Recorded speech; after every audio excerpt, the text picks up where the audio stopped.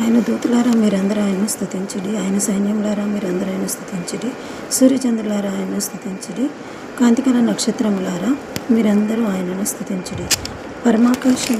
ఆకాశం పైనున్న జలములారా ఆయనను స్తుతించుడి. యెహోవా ఆజ్ఞ అవి పుట్టెను. అవి యెహోవా నామమును స్తుతించునుగాక. ఆయన వాటిని నిత్యస్థాయువులుగా స్థిరపరిచి ఉన్నాడు. ఆయన వాటికి కట్టడ నియమించి ఉన్నాడు. ఏది దానిని అతిక్రమింపదు. భూమి మీదనున్న మకరములారా అగాధ జలములారా యెహోవాను స్తుతించుడి.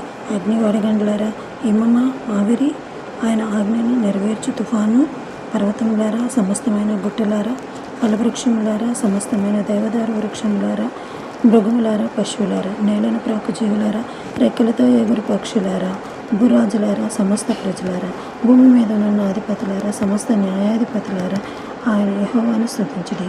యవ్వనులు కన్యలు వృద్ధులు బాలురు అందరూ యెహోవా నామమును స్తుతించుదురుగాక.